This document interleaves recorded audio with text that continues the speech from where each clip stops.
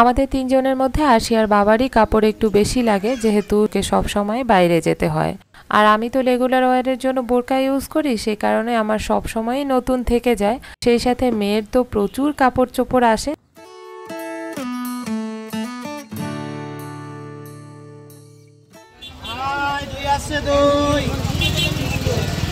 আসসালামু আলাইকুম everyone, welcome back to my channel. আশা করছি যে যেখানে আছেন বা যেখান থেকে আমার ভিডিও দেখছেন নিজ নিজ অবস্থানে সবাই ভালো আছেন, সুস্থ আছেন।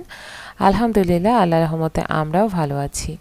নতুন একটা ভিডিও শেয়ার করছি। আর আজকে ফাইনালি আমার ঈদ শপিং, মানে ঈদে এবার টুকটাক আমাদের কি কেনাকাটা হয়েছে, সেই সাথে ভালো মন্দ কিছু কথা, হোপফুলি আপনাদের ভালো লাগবে। তো এখানে আমরা একটু অ্যাপেক্সে গিয়েছি। গত ভিডিওতে দেখেছেন যে মেয়ে চুজ করে একটা জুতা কিনেছিল, পরে বাসায় আনার পর দেখছিলাম সাইজটা একটু বড় নিলে বেটার হয়। তো এখানে সাইজ চেঞ্জ করার জন্যই আমরা গিয়েছি। তো অলরেডি সেটা হয়ে গেছে। তারপর একে একে বাকি কাজ, আর বাকি বলতে মেজর বা ফার্স্টলি তো আমরা মেয়েরটাই দেখেছি, তো সেটাই কিনতে বা আমাদের মনোগত হতে বেশ অনেক সময় লেগে গেছে। ওটাই ওর বাবা বারবার বলছিল যে একটা পিচ্ছি মেয়ে আমার, অথচ তার শপিংয়ের জন্য 3 দিন, মানে এটা ছিল কিন্তু 3rd দিন আমাদের শপিংয়ে যাওয়া, যেটা কিন্তু অলরেডি 5th দিন পর্যন্ত গড়ায় গেছিল। তো যাই হোক, এর ফাঁকে ফাঁকে অবশ্য আমাদের অন্যান্য প্রয়োজনীয় জিনিসপত্রও দেখছিলাম, তবে সেরকম পছন্দে আসছিলই না।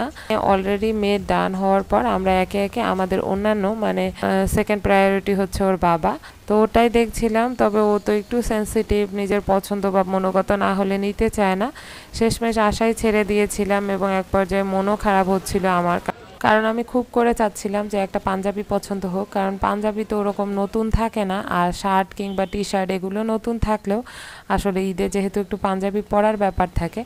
তো শেষমেশ আল্লাহর রহমতে অবশ্য পছন্দ মতো পেয়েও গেছি। সব কাজ শেষে যেই চলে আসছিলাম, হঠাৎ করে হাতের সাইডে বেশ কিছু চুড়ি ফিতার দোকান দেখলাম। তো মনে হলো একটু ঢু মেরে মেয়ের জন্য কয়েকটা ক্লিপ বা নর্মাল ব্যান্ড ট্যান্ড নেই। এদিকে আসো।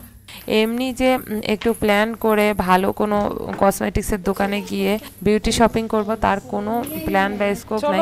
কারণ প্ল্যান করলেও মানুষের ভিড়ে আর কি ইচ্ছাই হচ্ছিল না, কারণ মেয়েকে নিয়ে মুভ করা গরমে মানুষজনের ভিড়ে মানে খুবই টাফ হয়ে গেছিল। তো এই কারণে কাটসাট করে যতটুকু হয় আর কি। আর ওর বাবার মাথা তো সবসময়ই গরম থাকে, গরম বলতে আসলে পরিস্থিতিতেই গরম হয়ে যায়, আর মেয়ের কষ্ট দেখে ওর আবার মনে হয় বেশি খারাপ লাগে। আর এইটা ছিল আরেক দিন, মানে মাঝখানে 2 দিন আমাদের অলরেডি শপিংয়ে গিয়ে টুকটাক সব কেনাকাটা প্ল্যান অনুযায়ী শেষ, মানে আমরা ছেড়ে দিয়েছি যে আর কিছু পসিবল না। কিন্তু এইখানে ওই দিন, মানে এটা ছিল ঈদের আগের দিন, মানে চাঁদ রাতের আগের দিন, ওই দিন মেয়েকে নিয়ে একটু হাঁটতে বের হয়েছিলাম। দেখেছেন ঘড়িতে প্রায় 10টার মতো বাজে। অবশ্য মাঝে মাঝে এরকম সময়ও বের হওয়া হয়, দেখা যায় খাওয়া দাওয়া সব শেষ করে একটু রিল্যাক্সের জন্য আমরা সবাই বের হই। তবে আজকে ওর বাবা নাই, কারণ একটু বাইরে গেছে। বাইরে বলতে ও চা খেতে গেছে, শখ হয়েছে যে একটা স্পেশাল চা খাবে। তো আমাদের হাঁটাহাঁটি শেষে হঠাৎ করে কোনো একটা জিনিস বা কি মনে করে একটু দোকানপাটের এদিকে এসেছি, আর ঢুকে পড়লাম এই শোরুমটাতে। এটা নতুন হয়েছে, কয়েকদিন ধরে বাইরে যাচ্ছিলাম আর একটু দেখছিলাম। তো সেটাও না, আসলে মনে হলো যেহেতু নতুন আর ঈদের আগে একটু কালেকশন দেখতে ভালোই লাগে, সেই সাথে ফাঁকাও ছিল, ভাবলাম একটু ঢু মারি। আর পুরো শপিংয়ে আমার নিজের জন্য কেনাকাটার কোনো সেরকম প্ল্যানই ছিল না। ওর বাবা তো সারাক্ষণে বলছিল, কিন্তু আমি বলছিলাম আগে সবারটা হোক, তারপর যদি পসিবল হয়, মানে ওরকম বলেই কাটিয়ে দিচ্ছিলাম, কারণ যে পরিস্থিতি সেখানে আর রান করা পসিবলই হচ্ছিল না। আর তাছাড়াও আমার বেশ কিছু নতুন কাপড় চোপড় ছিলই।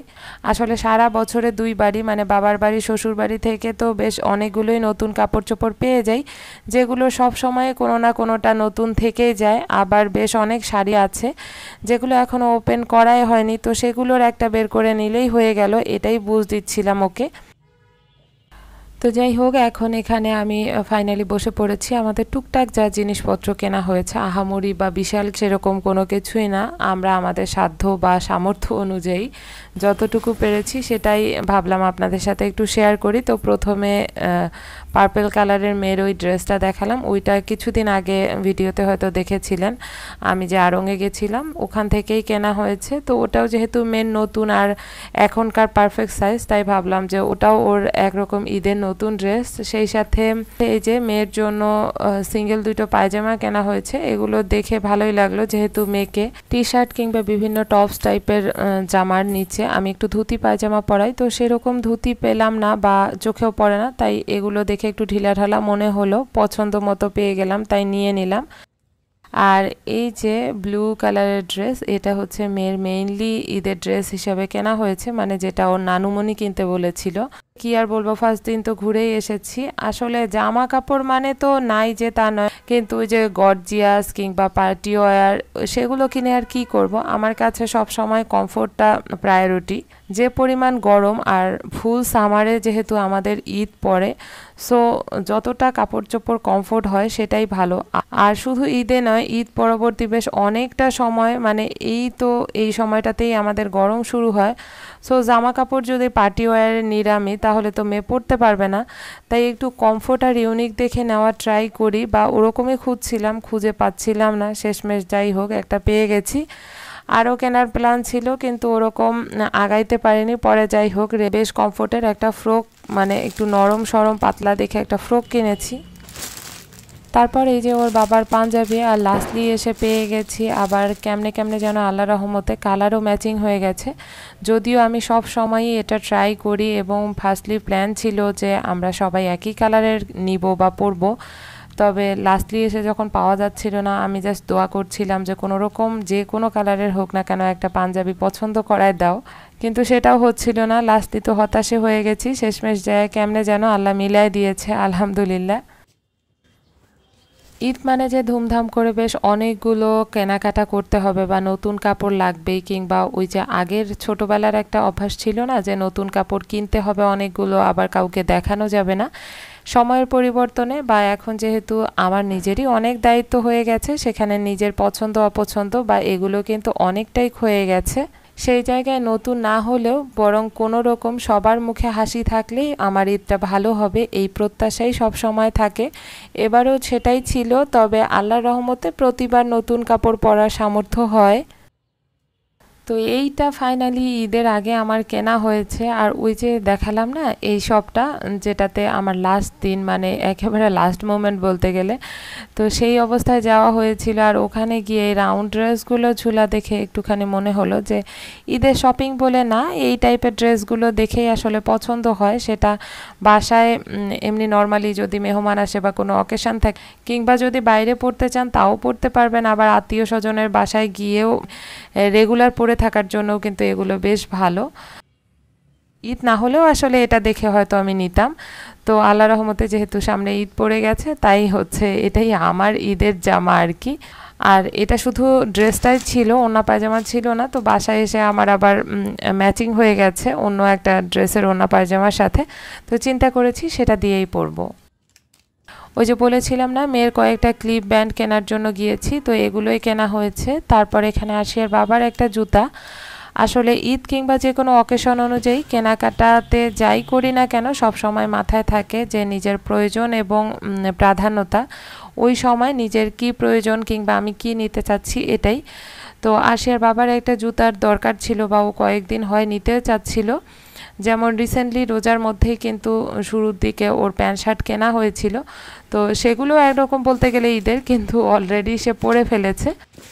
ওর জুতা কেনার পরে জেদ করে আমাকেও একটা কিনে দিয়েছে। অবশ্য আমারও এরকম একটা জুতার দরকার ছিল, যদিও এখন না হলেও চলতো, কিন্তু কয়েকদিন পরে হলেও কিনতে হতো। আর এবারে ঈদে সেরকম কোনো ঝামেলা নেই, কেনাকাটা বলতে আমরা তিনজনই, অন্যান্য মানে দুই পরিবারের যাদেরকে যাদেরকে দেওয়া উচিত বা দেওয়া দরকার তাদেরকে আমরা ক্যাশেই দিয়ে দিয়েছিলাম, যেটা এর আগেই ভিডিওতে আপনাদেরকে বলেছি। তো যাই হোক, তারপরে এই যে মেয়ের এই জুতাটা অলরেডি তো ভিডিওতে হয়তো আপনারা দেখে নিয়েছেন, আমার যে এত পছন্দ হয়েছে।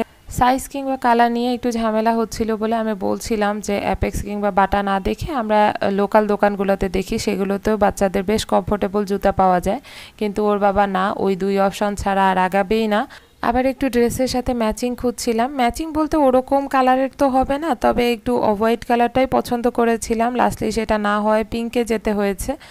আর আমারও জুতাটা এতটাই পছন্দ হয়েছিল যে মনে হচ্ছিল এটা যদি না হয় বা না পাই, তাহলে আর মেয়ের জন্য জুতা কিনবই না।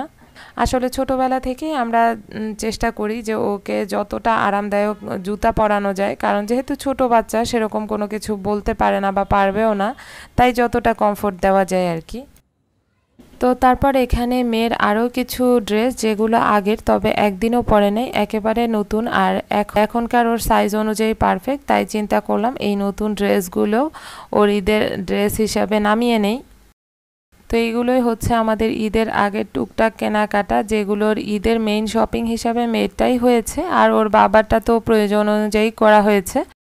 আর কালার ম্যাচিংয়ের প্ল্যান থাকলে ওরকম তো হয়ে ওঠেনি, তবে ওর বাবারটা সেম কালার না হলেও একই সিরিজের আর কি, তবে ওই সেম কালারের আমার শাড়ি এবং থ্রি পিস দুটাই আছে, চাইলে ম্যাচিং করে পরতে পারবো।